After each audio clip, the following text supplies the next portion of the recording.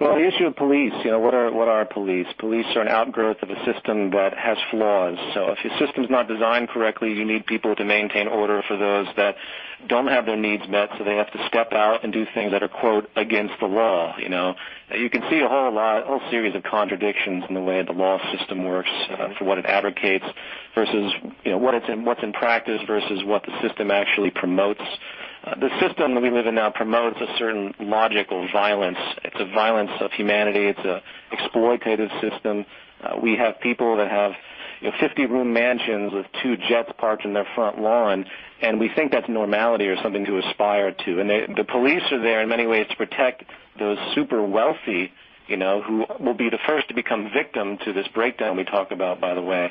I could say a lot about that, but I think it's just important to remember that, police are just human beings, and it's just unfortunate that we have this sort of traditional assumption that the police are there for us on one side, and of course we have the abuse issues on another, and we fail to see what the emergence of laws and police really come from, which is this failed economic model. In the film you were in, we talk about crime.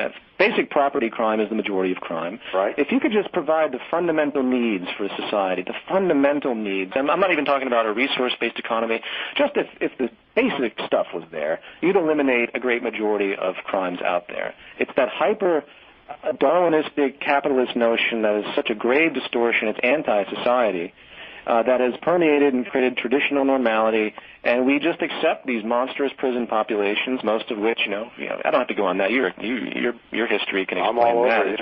Yeah, so I just hope that anyone listening can really understand what police and laws come from, and that in the future, what we hope is to not hyperbulate towards more security and more police, which is what we're doing now. We want to get rid of laws. We want to get rid of the need to have more police and more security. That's where the society should be going. That should be